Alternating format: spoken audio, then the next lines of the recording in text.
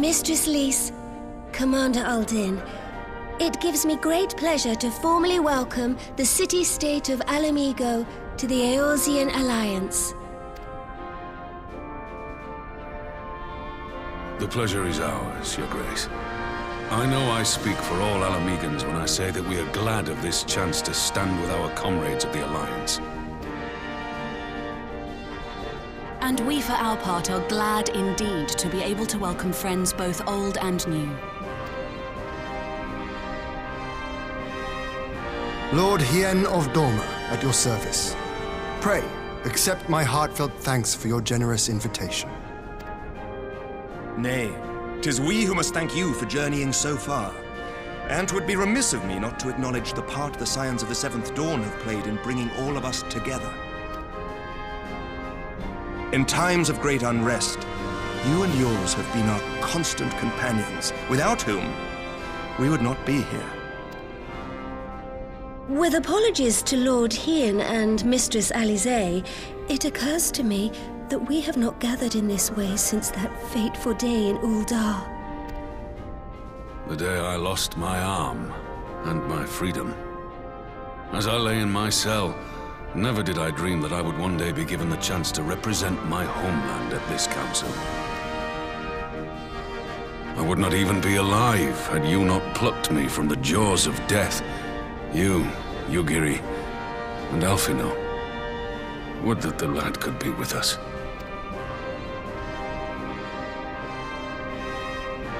I too owe my presence here to Alphino, in so many ways. Until such time as he returns, I mean to carry on his good work as best I can.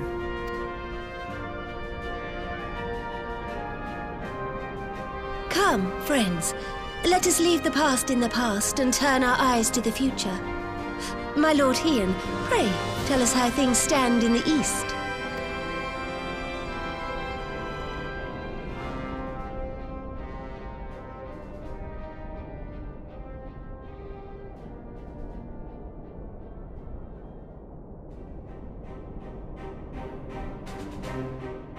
Having heard the rumors of dissent in Garlemald, I dared to dream of a peaceable solution.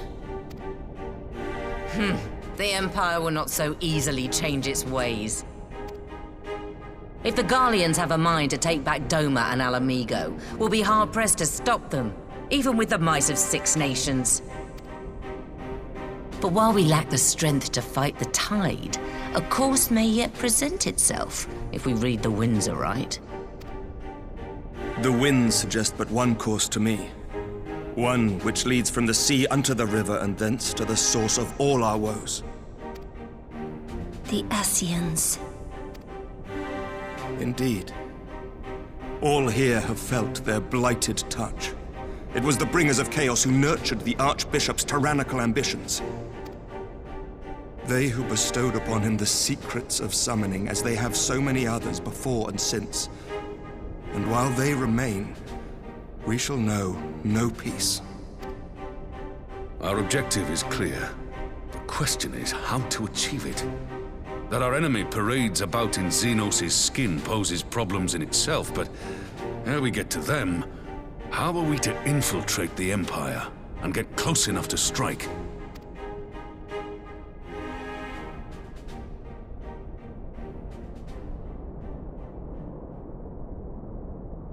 While I see the wisdom in targeting the Ascians, an assassination attempt on Garlean soil would do little to aid our cause, even were it to succeed.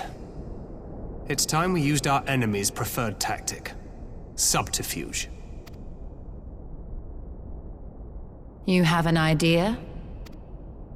Speak your mind, Master Thancred. None here know the enemy better than the Scions, and you mayhap best of all. Whatever it is you propose, we will give it fair hearing.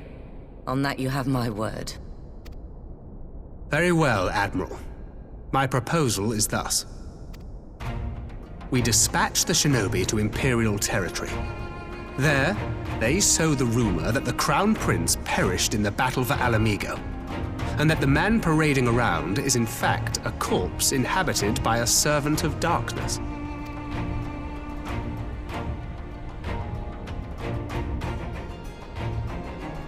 Well, it does have the ring of truth about it. And were the Garleans to learn that their future ruler is a puppet, the Empire would be shaken to the core. But at the risk of sounding stupid, would they actually believe such an unlikely story? I didn't. Ordinarily not. But prior to his miraculous recovery, rumors of Xenos' death had already begun to circulate around the Empire. Ultimately, however, what the masses believe is not our chief concern. Our true objective is to create an opening for rival factions within Garlemald to exploit. Just as a war of succession erupted in the wake of Emperor Solus' death. A war which raged until but recently, plunging the Imperial House into disarray as nephew and uncle grappled for the throne. It is no coincidence that one of Varys' first acts as Emperor was to name Xenos heir apparent, family feuds being so tiresome when armies are involved. Not all welcomed his choice of successor, however. There is no shortage of individuals who aspire to the throne, who would jump at any chance to seize power. The news that Xenos is not only dead, but a puppet to diabolical forces would be too enticing to ignore. The Empire would not be quick to recover from a second war of succession. I am no stranger to infiltrating Imperial territory. With a team of operatives gathered from among the Alliance's finest, the plan should have a reasonable chance of success. Doma already has shinobi in place throughout the provinces. We stand ready to act, and act we must. What say you all?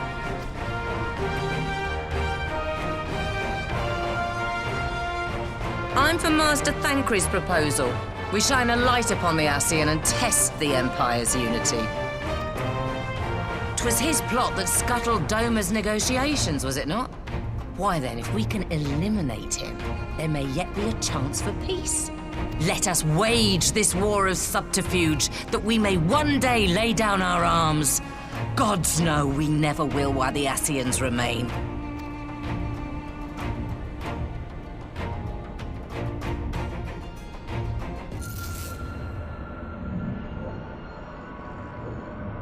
That way.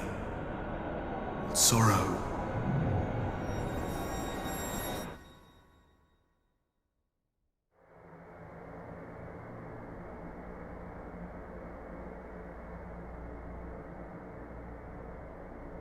History must be changed.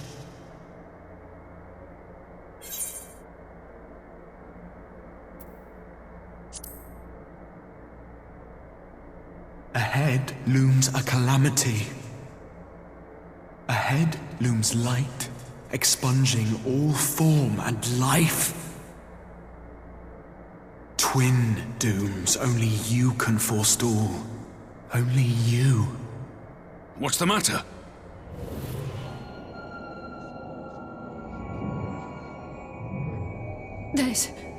There's a voice. Spies in our midst? Nay, I sense no such presence. Let expanse contract, eon become instant. Throw wide the gates that we may pass.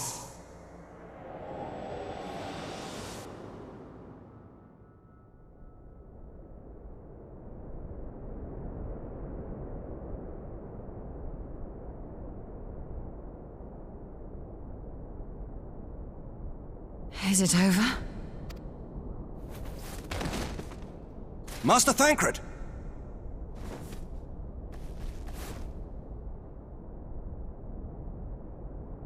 For Fend. Bear him to a private chamber. Have every healer make ready. Swiftly!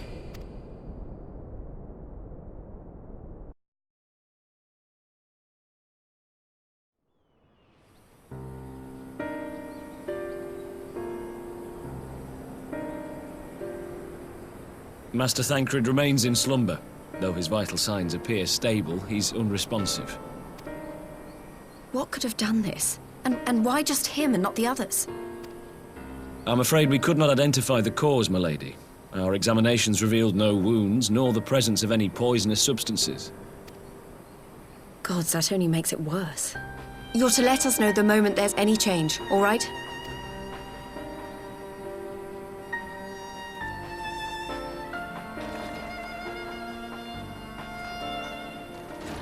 Thank you for coming. Knowing Thancred, he would apologize for being otherwise engaged at so crucial a juncture.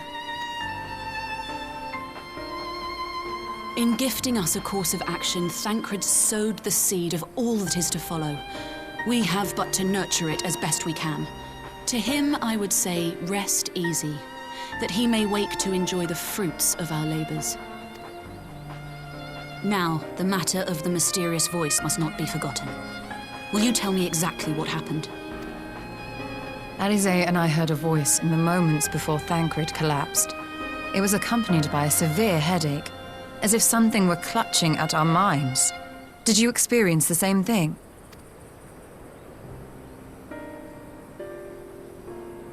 So, in between the voice and the pain, you felt as if you were somewhere else entirely?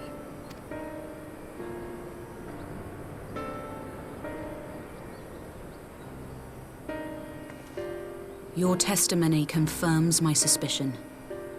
That which you experienced was, I believe, your soul being plucked from your flesh. Cooled. Cold? I myself examined Thancred.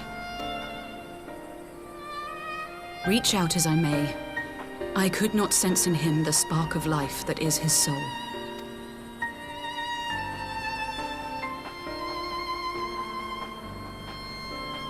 That Thancred alone was stricken so is likely due to his heightened sensitivity to the effects of ether, a consequence of his prior possession by the Ascian, La Hebrea. The owner of the voice, whoever it may be, reached out to you, called your souls, and in so doing, caused you and yours such pain. But if that's true, where exactly are we being called to? I know not. Yet one thing is plain. Whoever waits for you on the other side is possessed of a power unlike any I have ever known.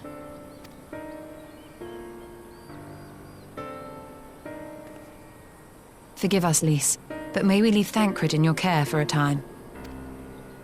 As if you had to ask.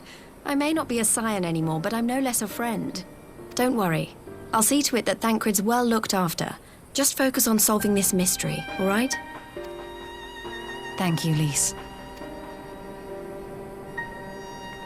As the Elder Seedseer says, 'tis no ordinary individual we are dealing with. Nor can we discount the possibility of Ascian involvement. Whoever or whatever is behind this, the sooner we find out, the better.